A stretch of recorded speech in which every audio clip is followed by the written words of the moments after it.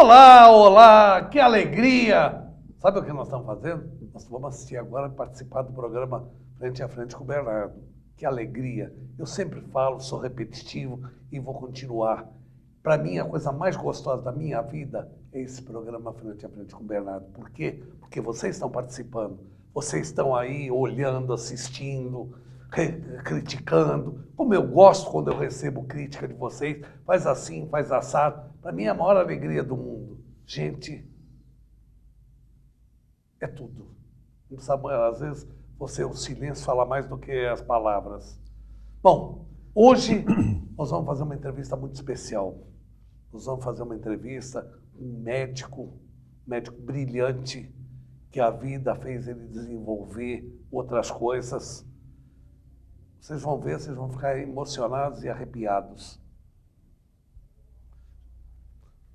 Meus amigos, nós estamos recebendo hoje, para nossa alegria, o doutor Nelson Pires Modesto, um grande médico, uma grande pessoa, um poço de cultura que nós temos muito a aproveitar e aprender. O Nelson sempre, dentro da ótica de perfeição de um entrevistador, ele sempre lê o currículo da pessoa antes de apresentar. Eu não sigo isso, certo, porque eu acho que a melhor coisa do mundo, é a própria pessoa se apresentar. Então, nessa alegria de lhe receber em estúdio, eu quero que o senhor fale alguma coisa sobre o senhor para os nossos amigos que estão nos assistindo. É um prazer. Porque não é pouca gente que nos assiste, não. Perfeitamente. É um prazer estar aqui, Bernardo. É um grande prazer. E posso dizer sobre a minha vida. Eu fiz medicina na Escola Paulista de Medicina. Era esse nome que tinha. Hoje é Faculdade Federal do Estado de São Paulo. Isso.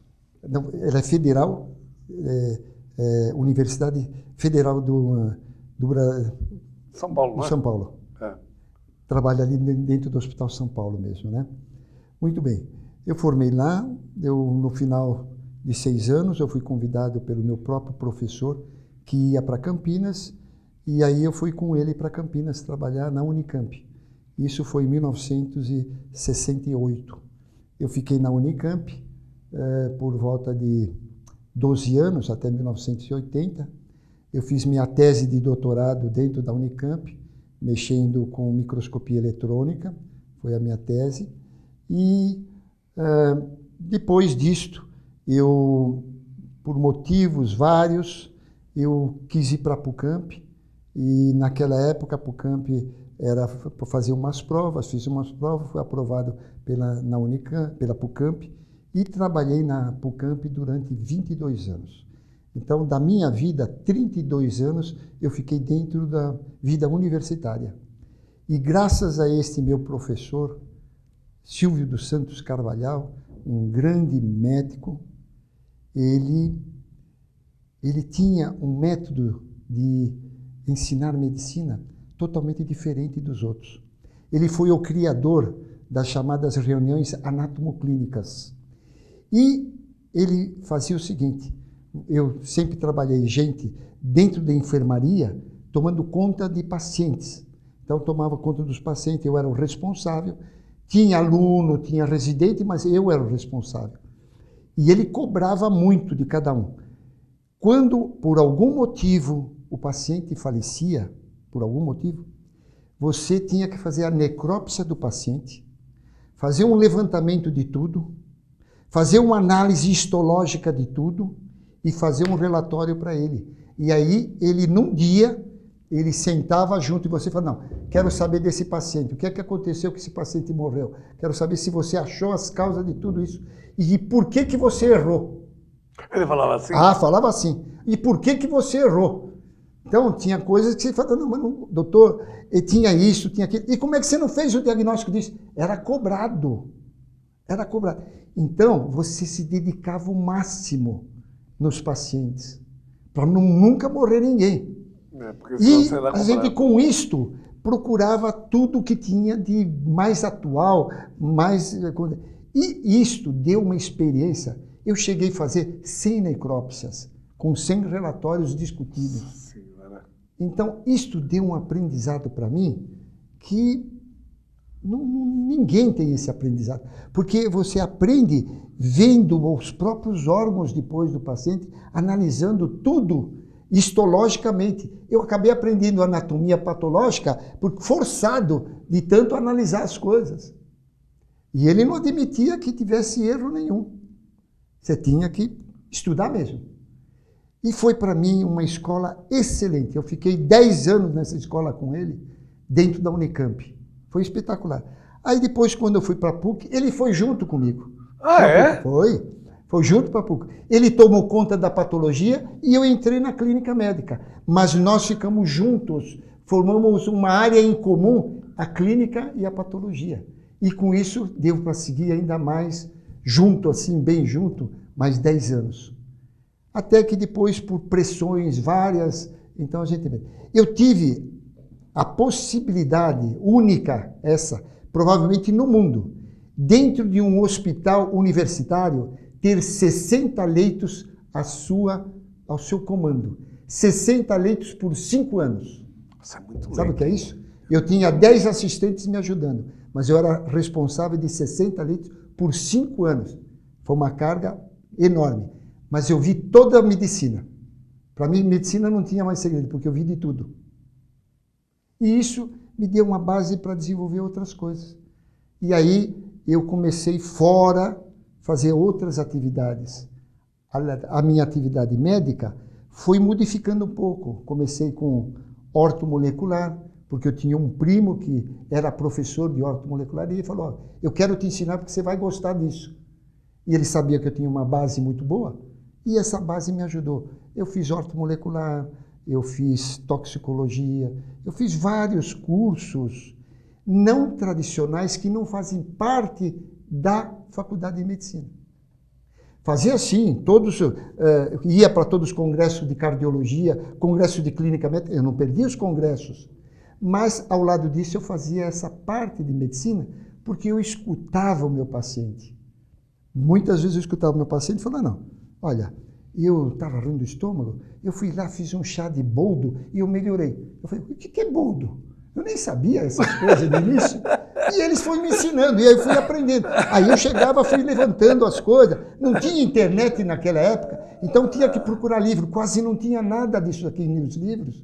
Então você tinha dificuldade de encontrar essas histórias. Então, mas aí, aos poucos, a coisa foi evoluindo. Agora, hoje é uma facilidade. O mestre Google responde quase tudo, em qualquer área. Então, hoje é uma facilidade incrível. Isso nós não tivemos isso daí. Foi tudo penoso para nós. Foi de querer estudar, varar a noite estudando, procurando, raciocinando. E desta maneira foi a minha medicina. Foi isso que lhe levou a ser oncologista, cardiologista? Na realidade, veja o seguinte, eu fiz clínica médica e fiz de maneira profunda todas as áreas. Como eu era o chefe, eu via todas as áreas. Eu não era que eu deixava... Não, eu via todas as áreas. E o meu chefe cobrava que eu fosse um indivíduo completo. Então eu estudava ortopedia, eu estudava qualquer área. Entendeu? E com o conhecimento que eu fui desenvolvendo lá fora, com essas técnicas, ozonioterapia, por exemplo, até hoje a ozonioterapia ainda no Brasil não está oficializada pelo Conselho Federal de Medicina. Não está. Eu comecei ozonioterapia há 35 anos atrás. Eu fui o 5º brasileiro a mexer. Hoje tem mais de 800. Essa área desenvolveu muito, tem muita gente. E está desenvolvendo também. Como nos Estados Unidos também desenvolveu demais lá. E isso está sendo geral. Não é uma coisa localizada, não. Isso é geral. Porque existe uma série de técnicas que você foi desenvolvendo. Eu não sou especialista, entendeu? Na cardiologia. Eu fiz cardiologia profunda porque o meu chefe era cardiologista e ele exigia que você... Eu frequentava todos os cursos, todos os congressos de cardiologia. Oncologia foi a mesma coisa? A mesma coisa. Quando eu comecei a parte de oncologia, só existia a parte cirúrgica. A oncologia clínica nem existia quando eu comecei. Foi depois que foi montada a oncologia clínica. Oncologia não existia em oncologia clínica. Hoje tem como especialidade a oncologia clínica. Bastante desenvolvida, né? Bem desenvolvida. Entendeu? Então foram montando. Quando eu cheguei na Unicamp, eu fazia biópsia de fígado. Clínico não faz mais biópsia. Isso é o hepatologista que faz. Eu fazia biópsia de rim. Hoje é o nefrologista que faz.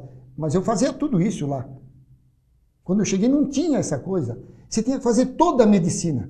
Medula óssea, tinha que estudar medula óssea. Eu colhia o material e o laboratório que via. Não era o hematologista que fazia. Não, eu que colhia todo o material. Já existia nessa época? Hã? Já existia hematologista nessa época? Não existia. São 52 anos atrás. Existia essas. Estava começando algumas especialidades. Tinha cardiologia, pneumologia, essa coisa. A hematologia já existia na minha escola, que é a Escola Paulista de Medicina, quando eu me formei. Já tinha a hematologia lá. Mas não tinha, dentro da... Quando eu fui para a Unicamp, não tinha hematologista. Só tinha clínico geral, cirurgião geral e pediatra. Acabou. Era isso que tinha. O resto foi se formando tudo depois. E toda essa turma que veio especialista, passaram por mim. Como que o senhor trabalhou com a oncologia? Porque eu tenho a impressão que é muito difícil. Não sei se a falta de conhecimento me leva a pensar. Praticamente no início da oncologia. Isso foi um grupo do Serviço de Saúde que foi dar um curso em Campinas sobre oncologia. E aí eu participei. Foi isso mais ou menos, quer ver? 1972. 72. Em 76, eu estava estudando, já tinha feito vários simpósios de oncologia, eu já estava tratando pacientes. Hodgkin era o que começou a se tratar, foram os linfomas, foram os primeiros que nós começamos a tratar. Não tinha hematologista ainda, isso passou 10 anos depois para o hematologista. Quem hoje cuida quase de Hodgkin é mais o hematologista do que o oncologista geral. Exato. Mas eu tratei Hodgkin. Eu tenho vários casos curados por mim, até hoje, que eu tratei de Hodgkin com quimioterapia. Aí depois fazia estádio 1, era radioterapia. Estádio 2, dependia. Começava a quimioterapia se fosse estádio 2B. Aí entrava a quimioterapia, senão era radioterapia só. Eu peguei isso do início. Foi o início da oncologia eu peguei. E aí participava de todos os congressos que tinha da oncologia cirúrgica. Aí veio a oncologia clínica, eu participava também da oncologia clínica. E foi dessa vez que eu fui fazendo. Quando começaram a fazer as provas de oncologia clínica, eu já tinha 12, 15 anos já de fazendo minha oncologia.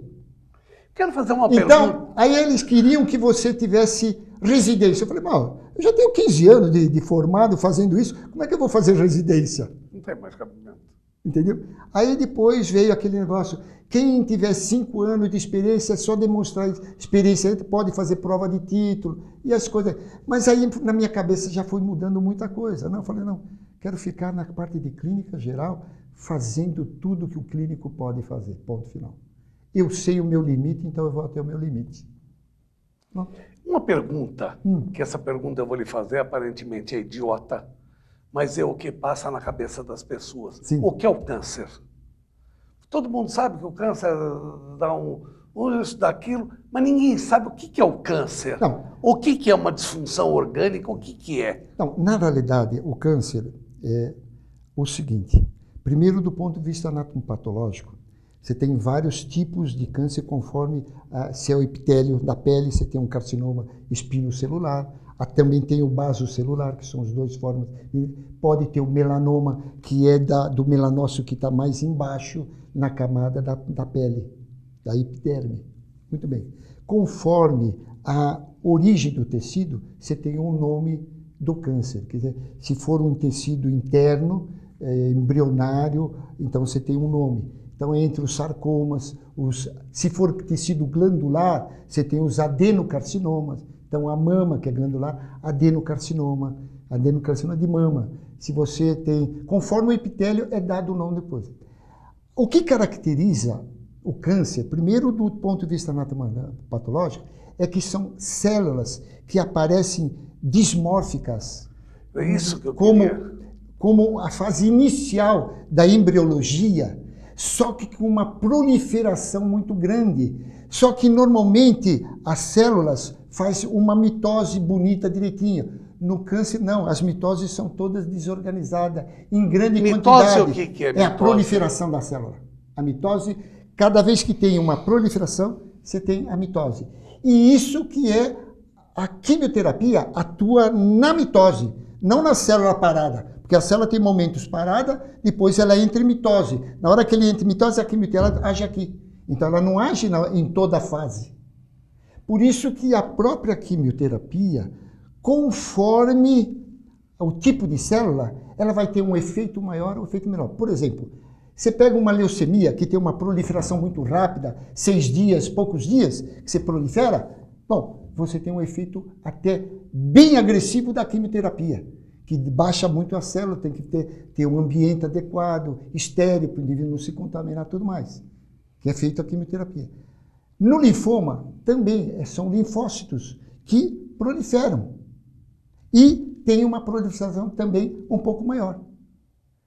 Agora, você pega um epitélio que prolifera cada 90 dias, só quando entra na mitose é que a quimioterapia vai agir.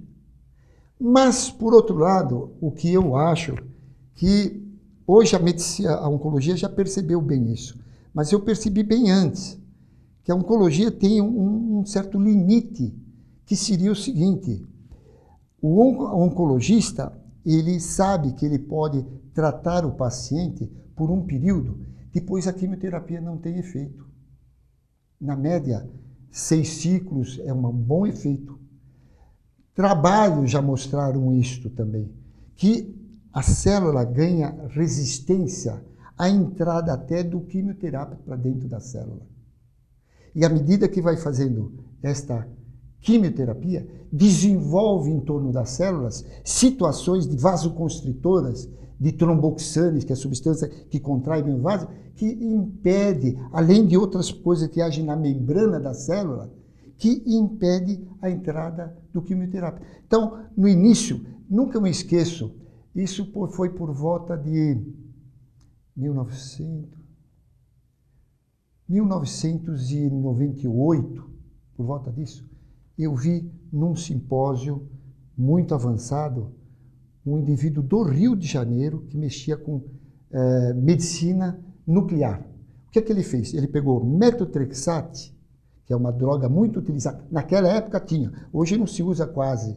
Tem algumas situações que usa como imunossupressor, entendeu? Mais para psoríase, coisas. Hoje metotrexate não se usa. Mas ele fez aquele trabalho inicial naquela época com metotrexate. Ele juntou radioisótopo ao metotrexate. Quando faz a primeira quimioterapia, entrava todos os radioisótopos junto com o metotrexate, entrava para dentro do fígado. Quando ele ia fazer a segunda, entrava 80%. Quando ele fazia a terceira, baixava para 65% só que entrava do quimioterápico para dentro da célula. Quando fazia a quarta, baixava mais para 55%. Nossa, era rápido assim. Quando chegava na quinta, já estava dando praticamente quase 50% só. Quando você entra na sexta, você já está abaixo de 40%. Quase não vai fazer um grande efeito. Entendi? Quando eu vi isso, eu falei, a quimioterapia vai ter limite, eu falei. Não tem. Ou se desenvolve outras coisas, ou a quimioterapia vai ter limite. Porque é a própria célula se defendendo. Como faz hoje o vírus também, que ganha resistência, como faz a bactéria, que hoje nós estamos acabando com os antibióticos e a bactéria está começando a resistir cada vez mais. A gente está vendo nos hospitais bactérias resistentes a todos os antibióticos. A gente está vendo isso já. Já o remédio não faz mais efeito. Exatamente. Temos que procurar outras coisas. E entre essas coisas, é pena que não haja uma união de conhecimentos de quem faz a medicina chamada complementar com a medicina atual. Parece que existe uma rincha desnecessária. Isso não é por causa de problemas financeiros, não? que eles separam, eles criam problema para que não haja, para que não mas haja, existe uma resistência grande, eu sinto isso. Existe uma resistência muito grande. Eu mesmo, isso daqui, eu desenvolvi 20 anos atrás. Nessa época eu trabalhava dentro do hospital. Muito bem. Eu queria ver isto comparado para fazer testes, para ver a coisa, para eu aprender. Eu falei, não, eu sei radiestesia porque eu há muito tempo já tinha estudado radiestesia. Aí eu aprendi o chamado Bidigital Revitest. Essa parte eu queria deixar para o segundo bloco. Também, tudo bem. Porque isso aí vai fascinar as pessoas. Eu aprendi o Bidort. Eu aprendi o Bidort. E o Bidort mexe com a energia do corpo. E isto mexe com a energia do corpo. Então, eu, na época, era considerado os dois, entre eu e mais um outro, os melhores clínicos do hospital. Eu fui barrado. Olha, o diretor quer falar contigo, diz que você não pode entrar com um negócio aqui que nós avisamos. Eu cheguei para o diretor e falei, o que aconteceu? Não, esse material nós não conhecemos, não sabemos disso, você não pode entrar com isso dentro do hospital. Eu falei, não, mas eu não baseio isso no paciente, eu estou apenas desenvolvendo para fazer um aprendizado, para isso, eu acho que isso pode ser importante. Não, você não pode entrar aqui. Sabe o que eu fui fazer? Fui fazer visita dos pacientes em casa. Aí lá eu podia acompanhar, fazer a clínica tradicional e comparar com essa. E dessa maneira que eu fui aprendendo tudo sozinho. Eu acho isso, que eu estou te pedindo para deixar para o segundo bloco, Sim. Que isso é uma coisa tão fascinante, é uma coisa tão... que eu queria falar sobre isso. Perfeitamente. Eu vou te pedir licença, nós vamos fazer um pequeno break para depois ir para o segundo bloco. Gente, nós voltamos já, mas já.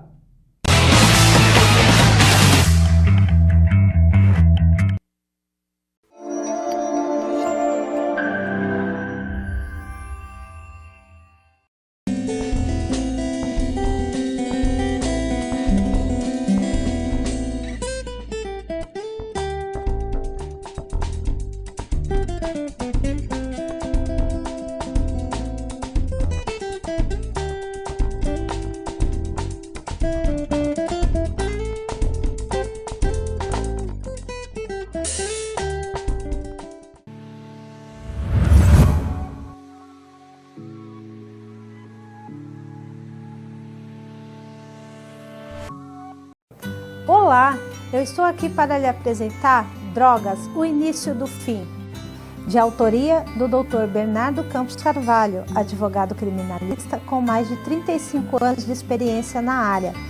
Sabemos que a informação é a maior prevenção. Esta obra é uma ferramenta muito importante no combate às drogas, rica em conhecimento, informação e com depoimentos de ex-usuários que já sentiram na pele o sofrimento do vício. O livro tem por objetivo mostrar que há sempre uma saída. Basta querer e jamais perder a esperança. Adquira já Drogas, o Início do Fim e invista em sua vida e na vida de alguém que você ama e que precisa de ajuda. Você só tem a ganhar. Vamos combater este mal. Juntos podemos salvar vidas, salvar famílias. Pense nisso.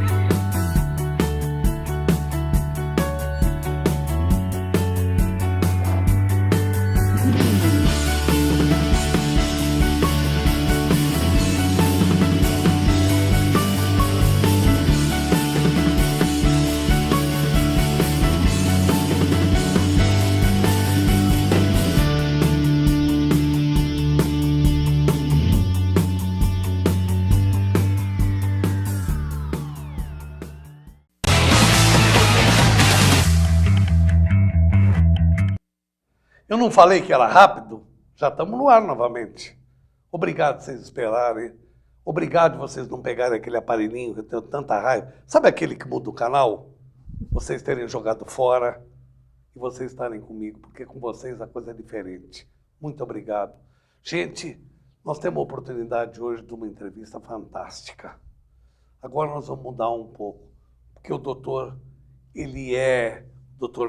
doutor Nelson, ele é fantástico. Além de um grande médico, ele também está desenvolvendo outras coisas. A energia, que eu quero muito que ele fale, a energia microestelar. Escalar. É. Eu queria muito que ele falasse um pouco, vocês vão cair da cadeira, sobre o que é a energia, como que nós vivemos com essa energia, como que nós obtemos uma energia incrível, que nós achamos que não temos, mas temos. É questão de desenvolvimento. Doutor Nelson, eu queria que o senhor me falasse sobre isso, sobre a energia. Essa energia escalar, na realidade, ela foi descoberta muito tardiamente, porque desde que existe o mundo, existe energia escalar. Essa energia escalar, ela está aqui, ela é estacionária, ela não tem como, ela não é uma energia elétrica que você vai medir através de hertz, através de hertz que você mede a energia elétrica, ou eletromagnética ou magnética, através de hertz, porque ela é vetorial. Esta energia, na verdade, que o pai dela foi Nikola Tesla, essa energia, ela é, pelo o conceito que se fala, é que ela tem duas partículas, uma girando assim e a outra girando assim, de tal maneira que elas se anulam no ar e ela está aqui. É fácil provar a energia escalar, é muito fácil. É só você pegar os conceitos da japoneses ou chineses que fala sobre a respiração. Se você fizer duas inspirações profundas, inspirando pelo nariz a inspiração e soltando depois pela boca de maneira lenta e profunda, você já ganha um campo de energia que você não sabe disso. E se você fizer exercícios de Qigong, você ganha uma energia tal que você pode ganhar até no braço de ferro de um outro indivíduo, de tanto que desenvolve essa energia. E eu estudei muito Nikola Tesla, não na parte de engenharia do Nikola Tesla, porque ele foi engenheiro e físico. Eu estudei uma parte médica que quase ninguém conhece de Nikola Tesla. Porque essa energia escalar, ele falava o seguinte, ela só vai ser boa para a saúde se você desenvolver um campo de energia em volta de você. E, na realidade, você desenvolve esse campo de energia.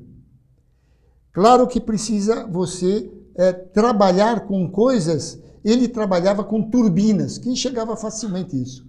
Eu comecei a mexer com outras coisas.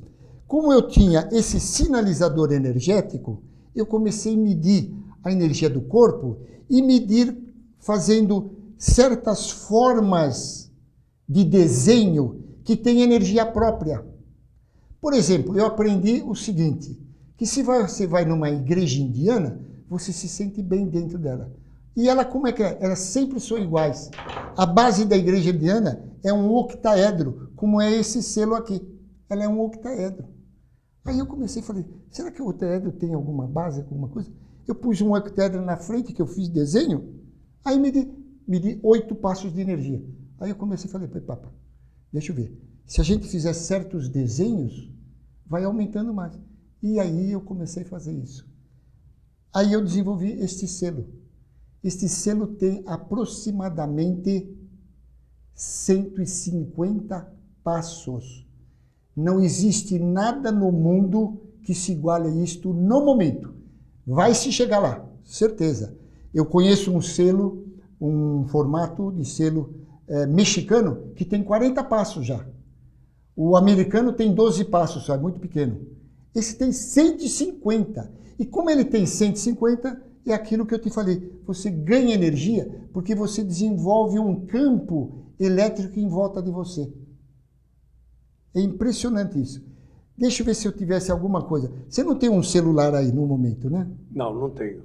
Se tivesse um celular, eu te provava aqui, sem sair dessa posição que eu estou. Como você desenvolve esse campo de energia. Vamos fazer o seguinte, eu tenho um celular, mas o meu já está protegido. Eu tenho que tirar a proteção, porque está protegido com isso. Aí eu te mostro como isso faz proteção do celular. Acabou. Olha só. Passa a ser um celular normal. Tá? Todo celular tem um campo energético negativo. A maioria das pessoas não tem noção desse campo energético que é negativo. Mas eu mostro na tua mão. Quer ver? Faz isso aqui. Você é mais forte do que eu. Olha só, vou tentar abrir. Deixa eu Força. pegar mais na televisão. Olha aqui. Pode ver. Eu vou tentar abrir. Força. Não consigo abrir. Ele fez isto e eu não consigo abrir. Aponta o celular sem encostar nele. Sem encostar. Pode fazer força. Força. Toma.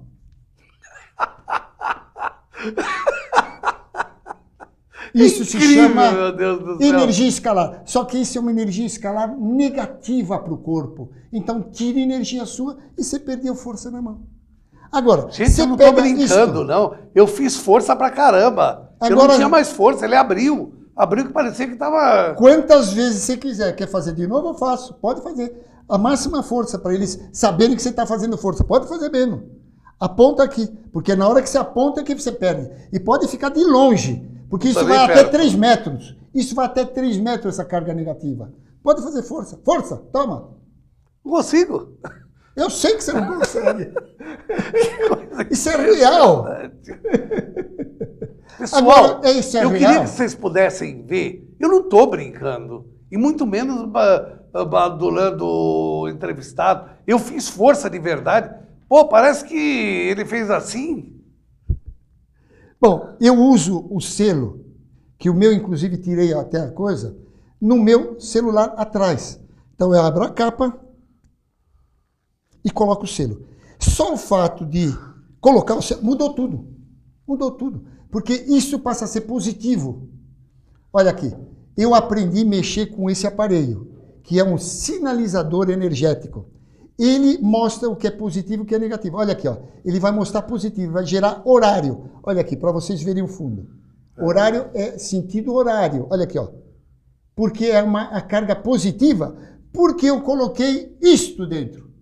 Se isso não está dentro, é uma carga anti-horária, porque é negativa. E você perde força toda vez que apontar. Então eu vou provar para você que agora que eu tirei o selo, está aqui, eu ponho aqui porque eu vou voltar a colocar de novo. Olha só, muda o sentido. Olha aqui. Anti-horário. Não, ao contrário. O contrário, exatamente. Isso quer dizer carga negativa.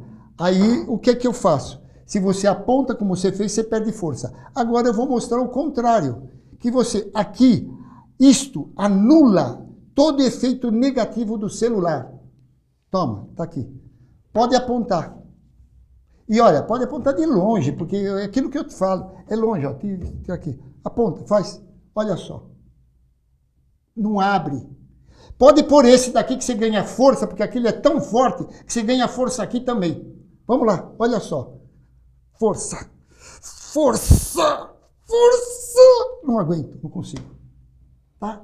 Eu estou vendo a coisa mais incrível que eu já vi na minha vida. Eu só torno a repetir, eu não estou participando. Eu estou procurando fazer o que eu posso contrário. Eu estou assim, ó. Mas isto é uma realidade. É que as pessoas não conhecem, mas isso é uma realidade. Quando eu fiz esse selo, o meu propósito era só medicina. Eu fiz isso com a intenção de melhorar o corpo, porque melhora, entendeu? Melhora todo o seu corpo usando o selo. Se aumenta a tua imunidade, se aumenta a tua disposição, se aumenta a tua força. Ele é anti-inflamatório. Então, ele tem várias propriedades. E quem fez isso não fui eu. Foram os trabalhos de Nikola Tesla. Inclusive, quem quiser ler a esse respeito, é entrar no Google e ali pôr www.seloenergético.com.br. Vai ler tudo sobre o selo. E o selo nada mais é de uma forma de energia escalar que você carrega. E isso te protege contra a corrente eletromagnética. Não só do celular, contra todas as correntes eletromagnéticas. Com isso você está protegido. Você não altera o teu estado de saúde. Pelo contrário, tem todo o benefício que ele traz. E não sou eu que falo só isto. Em 1950, Max Planck, que é o Instituto Max Planck da Alemanha, que é um instituto consagrado no mundo inteiro, fez todos os testes e falaram: Nikola Tesla tem certeza, é isso mesmo, energia escalar é bom para a saúde e ela protege o organismo. Isso quem fala é o Instituto Max Planck. Depois tem a Universidade de Alberta, por 1900 e mais ou menos, agora não estou lembrando mais. Universidade de Alberta é Canadá. É uma universidade também reconhecida no mundo inteiro. A Universidade de Alberta também fizeram os testes e falaram que o selo aumenta a imunidade, que o selo dá proteção. Mais ainda, eles chegaram a dizer até que o selo daria proteção contra o câncer. E eu uso nos meus tratamentos de câncer sempre com o selo. Para aumentar o quê? A imunidade do paciente. Entendeu? E tem outros... Eu estou fascinado sobre isso, mas agora eu quero explorar um outro assunto. Pois não. É justamente a sua experiência, pelo que o senhor passou com sua filha. Eu queria falar um pouco sobre isso, um pouco sobre as cartas que o senhor recebeu. Nós não vamos ter muito tempo para falar, mas eu não posso deixar de passar nessa entrevista, certo? Um pouquinho sobre o que aconteceu, como sua filha faleceu, Sim. que é uma coisa muito peculiar, como que ela faleceu, mas sem o senhor emocionar. Falar uma coisa. É quase impossível. Eu vou tentar. É quase impossível. Tá. Mas eu queria que as pessoas conhecessem um pouco da sua vida. Tá. Bom, há 19 anos atrás, eu tive uma filha que, graças a Deus, era uma maravilha. Era uma moça muito simples, muito inteligente. Até o outro dia teve uma homenagem para ela. Porque essa minha filha entrou numa livraria que tem aqui em São Paulo. Eu nunca fui ver a livraria, porque eu tenho certeza que eu vou chorar lá dentro. É uma livraria que acolheu-a como uma estagiária, assim, para fazer venda de livros. Em pouco tempo, ela foi da parte de venda de livros para a função de orientadora de livros. Para ser orientadora de livros, ela tinha que conhecer todos os livros quase que estavam lá, nessa livraria. É uma livraria que diz que é uma das maiores, que pega uma quadra inteira, em Pinheiros. Eu não sei onde que é. Essa minha filha, ela tinha uma coisa que eles fizeram uma demonstração para apresentar o caso dela. Ela tinha memória fotográfica. Ela fazia assim, eu vi, ela fazia assim. Já mudava. Não era de leitura dinâmica, era leitura fotográfica. Ela batia os olhos. Eu falei, você está folheando? Ela falou, não, pai, eu estou lendo. Eu falei, você está brincando. Se duvida, pode pegar daqui para frente, pega a página que você quiser que eu falo a sequência. Eu falei, não precisa. Pode deixar. Fizeram uma homenagem para ela. Ela era um gênio. Eu vou dizer por que ela era um gênio. Ela me ligou, depois de 2 anos que estava trabalhando aqui, ela falou, pai, me dá que eu quero fazer uma prova de museologia. Eu falei, mas moça, você fez só um estágio de museologia, você vai querer fazer uma prova? Sim, pai. O Banco Itaú abriu, na Avenida Paulista, o Museu do Banco Itaú. Isso de 19 anos atrás. E eu quero fazer o teste lá. Eu falei, bem, você vai competir com gente de 10, 20 anos de experiência em museologia. Pai, isso é comigo. Eu só quero que você me paga. É isso que ela falou para mim. Tá bom, paguei para ver. 350 era a inscrição dela. Tá bom. Daqui a pouco eu recebo, depois de uma semana, pai, eu entrei. Como você entrou? Eu fui a primeira colocada. Eu falei, caramba, como é que ela consegue isso? Tinha mais de 1000 candidatos. Bom, em resumo, ela saindo do banco, numa sexta-feira à noite. Ela saindo porque ela era responsável. Ela abria, ficava por lá, comia o que fosse e fechava. Abria 10 horas da manhã e fechava 10 horas da noite. E ela que fechava, não deixava para ninguém. Muito responsável, sempre. Bom, ela andando na Avenida Paulista, estava construindo, tinha uma construção que não cabe aqui dizer o que é hoje em dia, caiu uma peça de guindaste de 40 quilos, que, segundo a polícia técnica, chegou com peso de 400 quilos. E, infelizmente, pegou ela andando, ceifou a cabeça dela. Aqui está escrito. Na primeira carta, ela conta como é que foi o acidente dela. E aí, o que aconteceu? Eu passei um ano terrível, eu perdi a carta naquele ano, porque eu não olhava, eu às vezes não conseguia, eu tinha que trabalhar, e às vezes passava no semáforo, estava no vermelho. Eu só tinha visto que carro não tinha nenhum, mas o semáforo estava no vermelho. Eu não conseguia ter atenção a tudo. Foi um ano terrível na minha vida. Até que, um dia, uma pessoa me ligou e falou, eu tenho uma carta da sua filha, se interessa? Eu falei, onde que é que eu vou indo? Ela falou, não, só 6 horas pode ser. 6 horas em tal lugar. Aí fui lá. Aí veio esta primeira carta, que está aqui. E nesta primeira carta, esse acidente foi aqui em São Paulo. Teve alguma repercussão, mas pequena repercussão, né? Nunca saiu no jornal, nunca teve nada disso. Em Campinas que eu recebi a carta. E a pessoa que recebeu a carta não sabia nada da minha vida. Ela só sabia que eu era médico. E recebo esta carta que está aqui. Deixa eu ver aqui. Está aqui, olha. Essa aqui. Agradeço Deus pela bênção recebida. Agora posso dizer, estou refeita e mais feliz. Paizinho, tendo em minhas preces, rogo a Jesus por você. E aqui ele tanto fala, que tanto eu admiro e amo. Tá aqui. Aí depois ela fala, Paizinho, eu não sofri. Na verdade, tudo foi inesperado. O que posso recordar foi tão rápido. Estava caminhando normalmente, até mesmo falava animada, quando não mais de repente pude ouvir um grito e minha cabeça rodopiava. Ao mesmo tempo, senti forte dor e parecia tudo esmagado. Lembro-me ou pensei que sofri um desmaio sem a volta. Adormeci, não sei ao certo por quanto tempo. Ao despertar-me, logo notei no meu leito jatos de luz que iluminavam todo o quarto. Foi aí que tudo me fez confusa. Imaginei estar em algum hospital. Naquele momento, me senti só e chorei muito. Ouvia muitos lamentos, principalmente a tua vibração mental. Eu chorava e ao mesmo tempo pedia socorro e a sua ajuda. Comecei a entender que tudo era estranho e fantasioso para mim.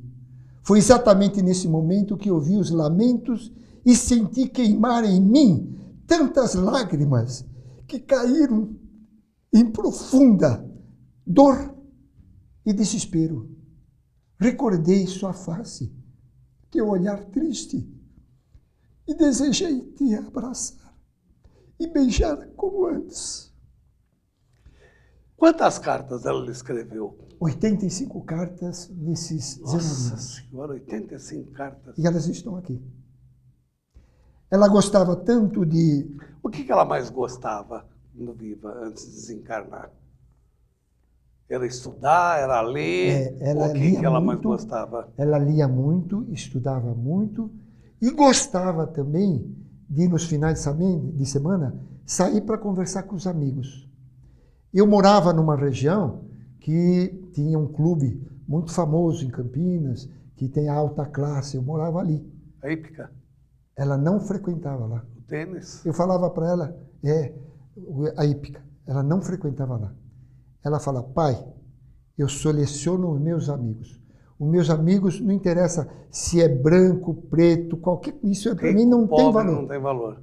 Ele tem que ser inteligente, tem que ser um indivíduo honesto, e saber bastante para eu poder discutir com ele, porque a maioria das pessoas não tem o meu conhecimento e aí eu fico só ensinando. Não, eu quero trocar conhecimento. Oposição de opinião, que é tão importante na nossa vida.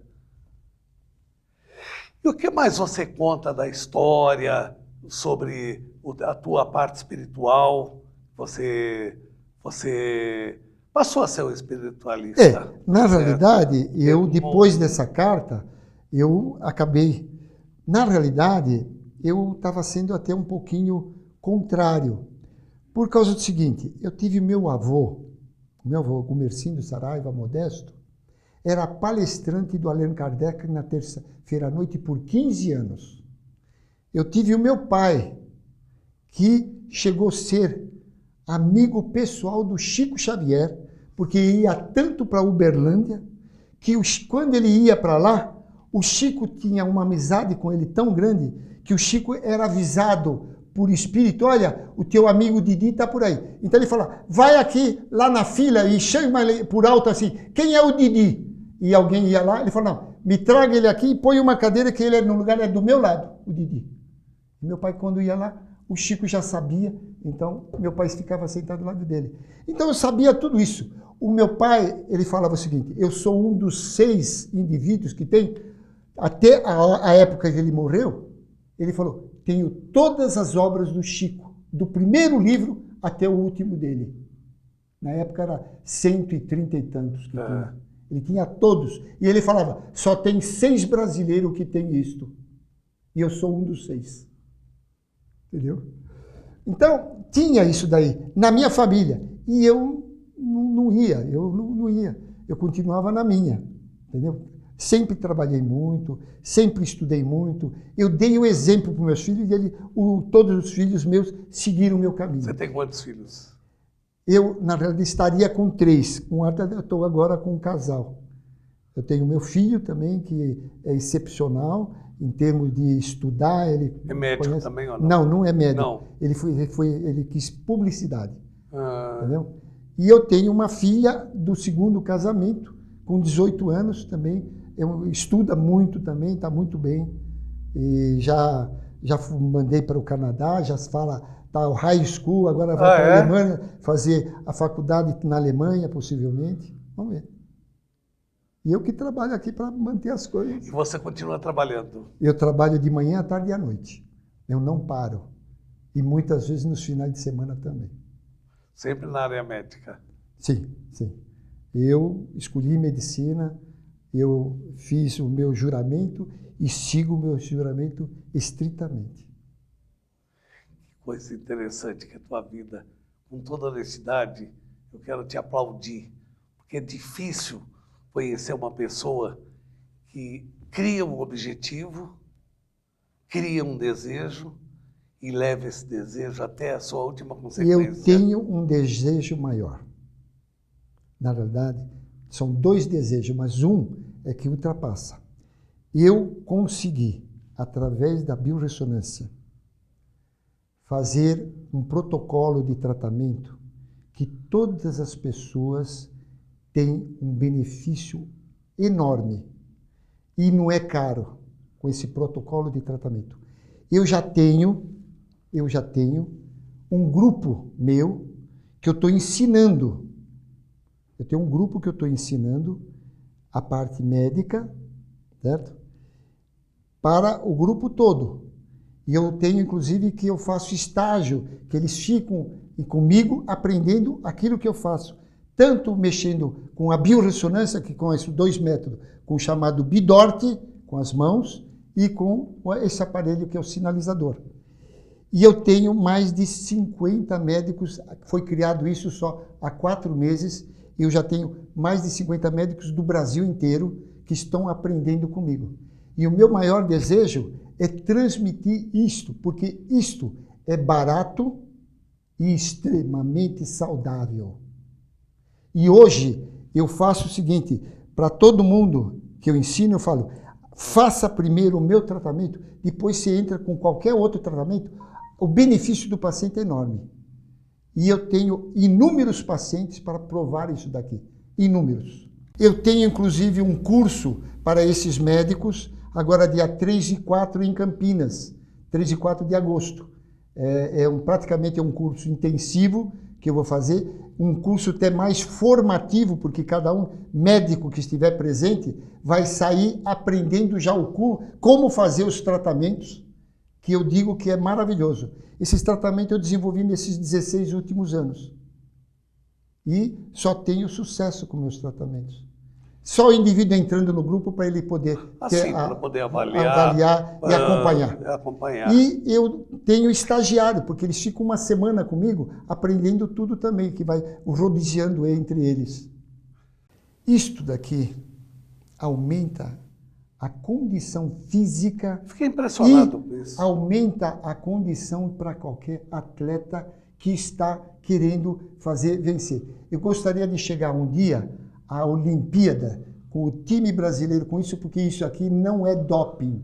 Não. Isso não é doping. Como isso não é doping, aumenta a condição de todos os nossos.